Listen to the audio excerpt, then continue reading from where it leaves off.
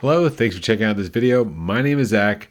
I am a lifelong reader with an interest in science fiction, fantasy, personal development, comics, and manga. And today I'm reading a book that kind of touches on a bunch of different genres. It's very hard to describe, and if you read the back of the book description like I did, you might come to that same conclusion.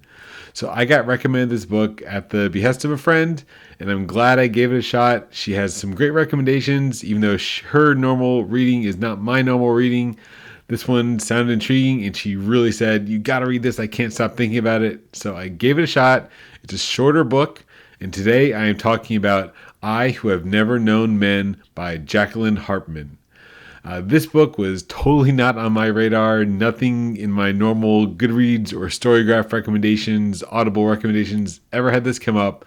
So I'm not sure if it's seeing a resurgence on like Book Talk or BookTube, but the book came out in 1995. So it's been around for a while, and if I didn't know this looking into it after I finished it, I didn't even realize that it was a translation.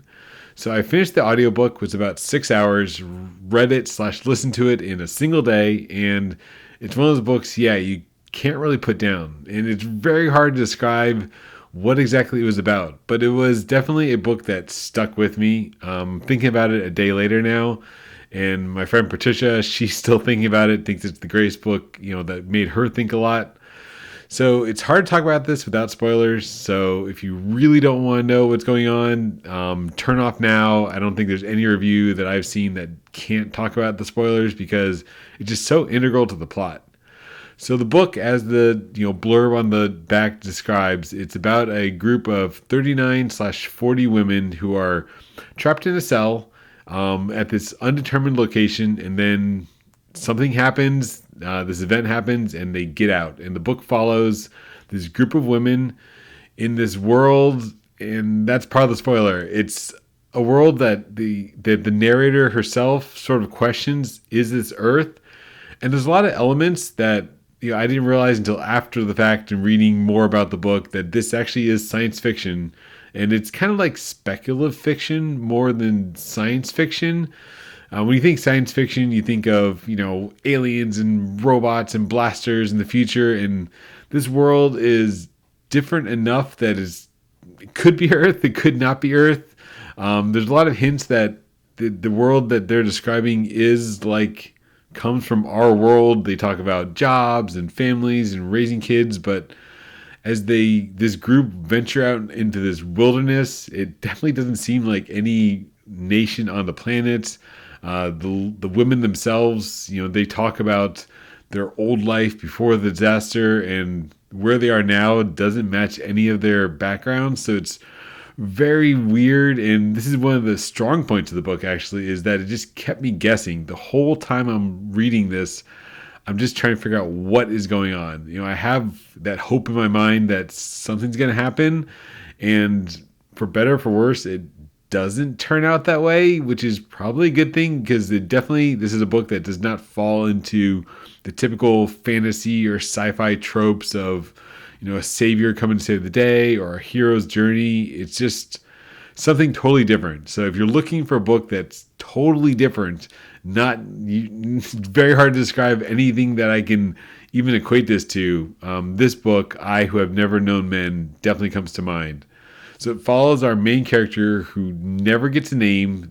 She's just referred to as the child because she's the youngest of this group of women who are held in this cage by men, and we don't know what's going on. They don't know what's going on. But through the eyes of our character, the child, she starts understanding the world within the cage, and then the event happens that allows them to escape the cage. And as they enter the wider world, they're left with that question, and they bring this up in the novel, so it's not a spoiler, but they muse to themselves, are we just in another larger cage in the world? Because they're in this, they escape from the cage itself, the physical cage, but now they're in the world without resources, and they have to raid other cages and kind of make their way in the world. And is that a cage in itself? So it brings up all these kind of philosophical thoughts about I guess, humanity, even just their place in society. And of course, this being a very kind of feminist novel, as the title you might understand, and following a group of women, it also, you know, questions females' roles in society. This group is all women, and they talk about their past lives, but we see it through the eyes of our main character, the child, who was raised in this kind of sterile jail environment.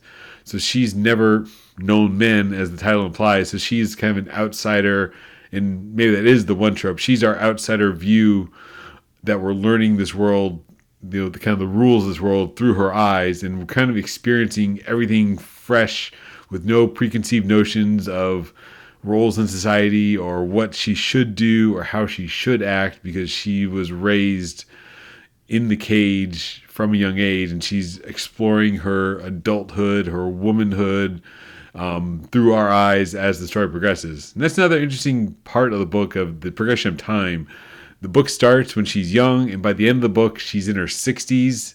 So we do see a large passage of time, and the character really grows, and you kind of see her through all these phases of her life. And it's just, I won't spoil too much of the story, but it was just very well written. It's kind of mind blowing, all the transformation she goes to, the character growth she goes through, becoming not just a woman but a person, as she explores the world and gets out into the larger world, which is the spoiler. It turned out to be a not larger world, that she's on this desolate landscape.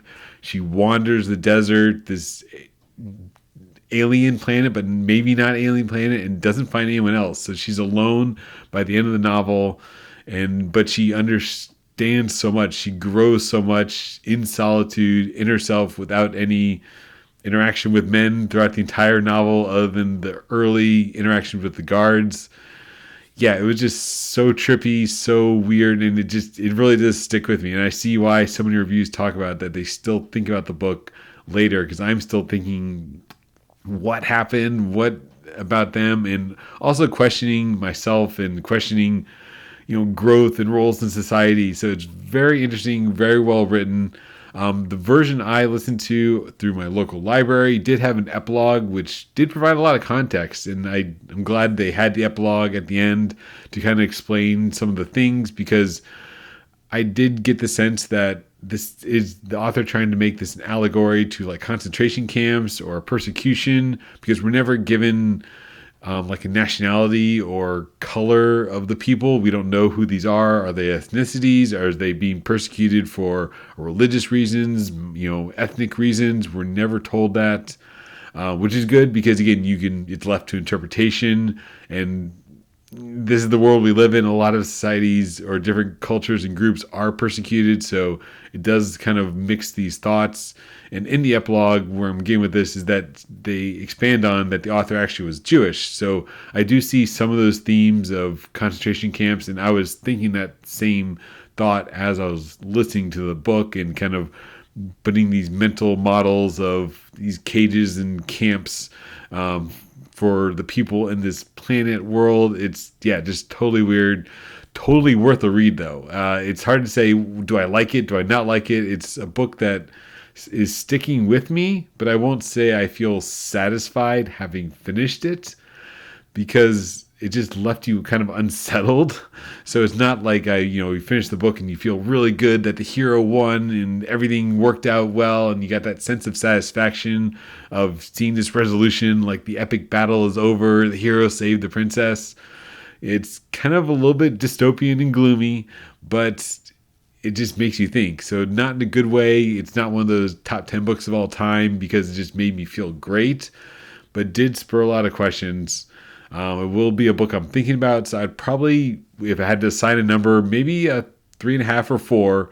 Not that the writing was bad. The writing was great. The translation that I didn't even know about was great, but it's just very dystopian. So it's not maybe not the book to read around the holidays, because it does have that dystopian vibes and kind of doom and gloom and solitude, but it is a journey of growth, and there is kind of hope in a way that we do see this character grow and persevere in this world that she's in. So in that sense, it is hopeful in one way, but not a like feel good way in the other. So, but definitely thought provoking reading. So with a solid number, I'll give it a 4 out of 5 because all the positive qualities, even if it didn't kind of hit those chords of me being this, yeah, that was a great read. I'm really excited for the next book in the series. I'm glad there's not another book. It does wrap up nicely and does make it a nice, single read, short-ish read. So I do suggest you check it out. I am jumping on the hype train of I Who Have Never Known Men by Jacqueline Harpman. Do check it out. It's well worth the read and worth your time. So thanks for watching. Have a great day.